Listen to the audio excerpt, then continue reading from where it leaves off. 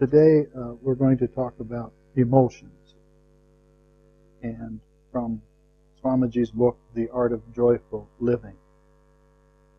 And specifically, we're going to talk about streams of negative emotions, and in alignment with that, we're going to talk about the four functions of mind: manas, chitta, ahankara, and buddhi, and the four primitive urges, as well as the source, the deepest source of all of these emotions.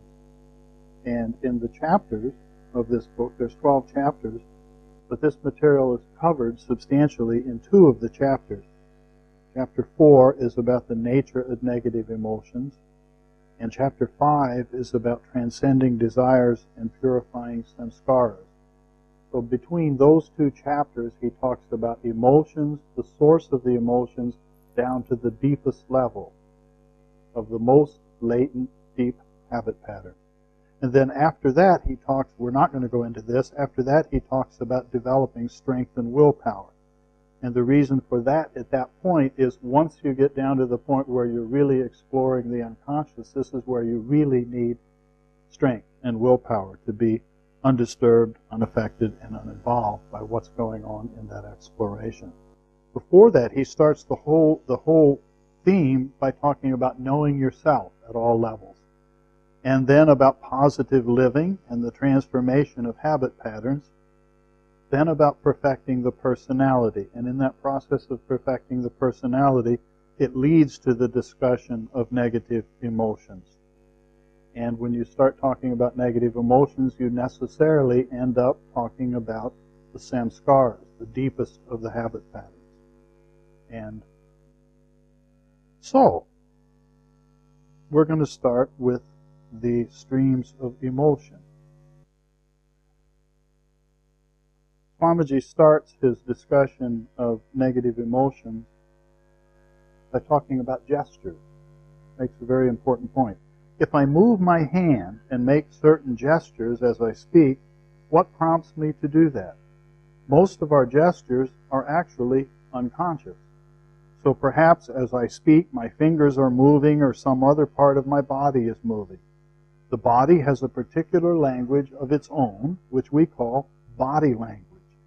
The body creates gestures and movements because all its actions are governed and controlled by the thoughts.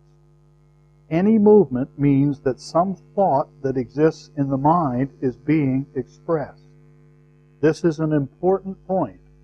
Your actions are controlled by and are the result of your thoughts, both conscious and unconscious. Everything your body does has a meaning. If you overeat, you burp. If your body aches or is stiff, you will move in a certain way. When your body is in pain, others can tell from your movement that there is something wrong with you and that you are in pain. Your gestures are totally influenced by your thought process. And he's using this as the introduction to the subject of negative emotions. When he gets into them, he talks about 6 streams of emotions. It is important to understand the negative emotions, to know what they are and from where they arise. The spiritual scriptures of the ancients that describe the path of sadhana have analyzed the negative emotions and categorized them. The first of these emotions is kama, the prime desire.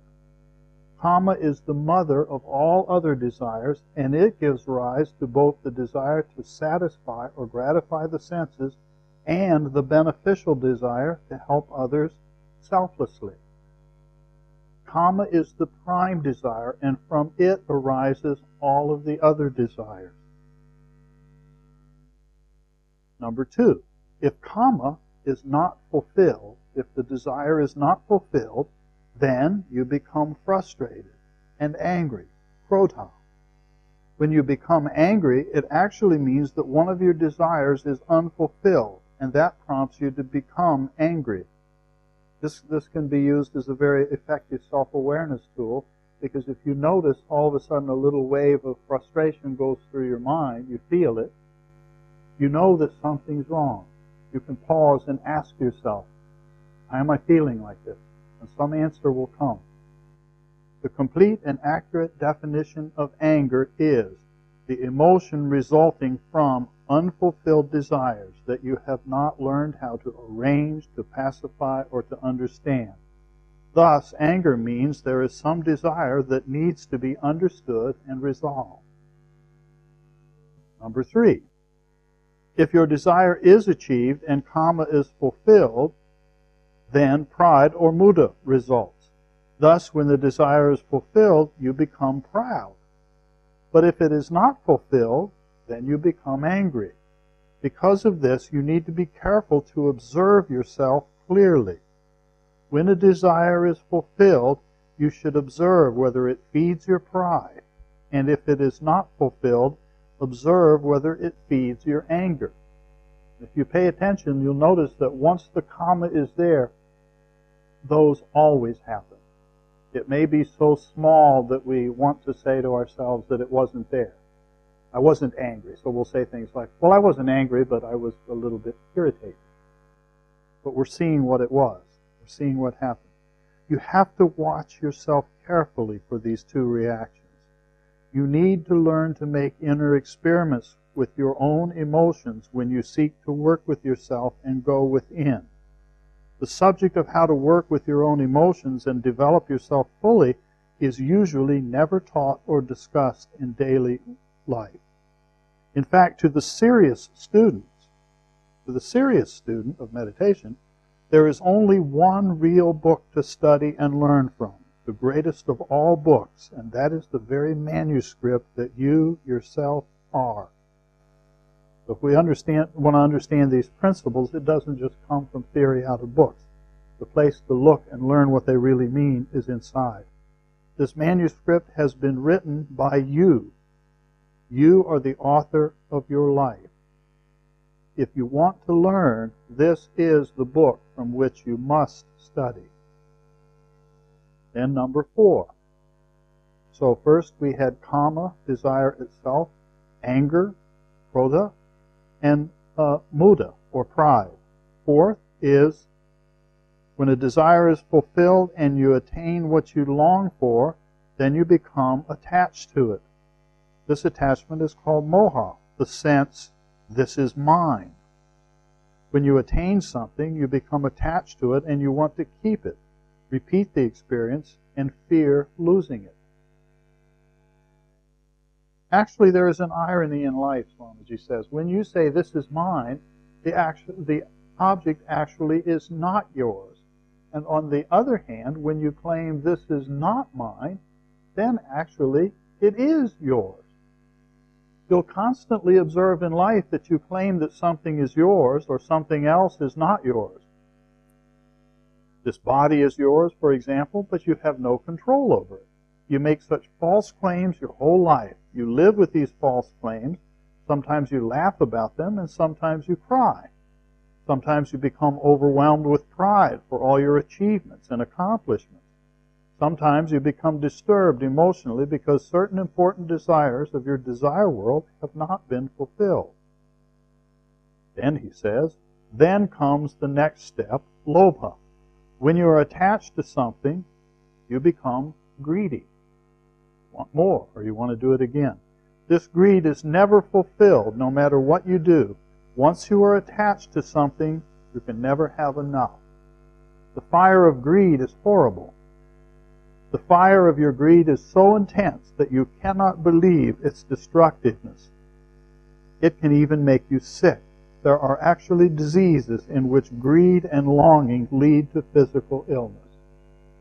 Such an emotion can make you obsessed by something. Then, when you become greedy, you also become jealous of others and insecure by comparing yourself to them. And this jealousy, elsewhere, Swamiji talks about being 7 streams of emotion. Here in this text, he's talking about 6. And where he talks about 7, the 7th one is the jealousy. Others have it, and I don't. I want it, I'm not getting it, and somebody else did get it, and so we end up jealous of that person.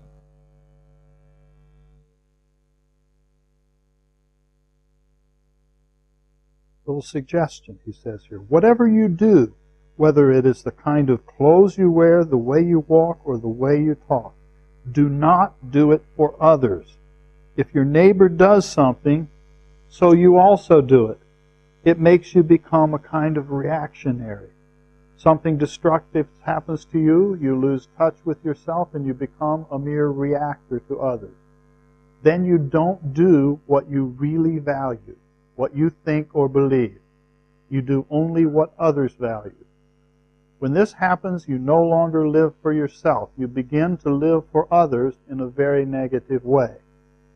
Often you live for your neighbors in such a negative fashion. Perhaps your neighbors dislike you, so you dislike the neighbors, and that's how you live your whole life. Then hatred and jealousy become a part of your life. It goes on. The next and sixth major stream of emotion is ahamkara, the sense of I amness.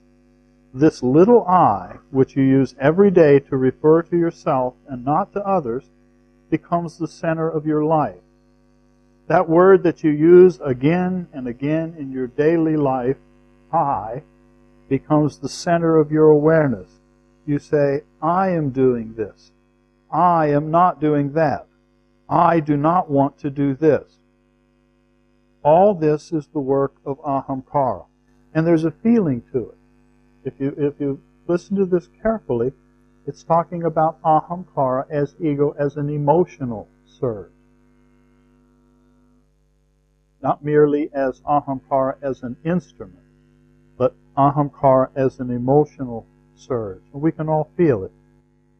You use all your differences, your defense mechanisms, to protect yourself and your ahamkara.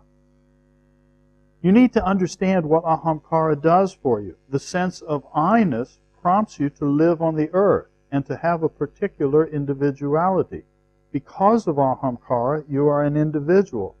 But then ahamkara also separates you from the whole. When a wife and a husband, two lovers, touch a peak that is beyond ahamkara, that is real joy. Ahamkara itself will never give you joy. Instead, it will contract your personality. It enables you to become an individual, which is good, but it will never give you joy. You only attain joy when you completely forget ahamkara. Simple act, simply forget it. When you are no longer limited by ahamkara. But how is it possible for you to live without a sense of I-ness? Swamiji goes on to say, that's not possible, to live without I-ness. So it's better to polish your ahamkara. Just as you polish your shoes and use them every day, and then eventually they are worn out, so should you polish your ahamkara, your ego. All your prayers, all your loves, all your concerns, all your friendships, anything you consider important in your life, you do because of ahamkara. You think that you love your husband and he thinks that he loves you, but really you each love your own ahamkara.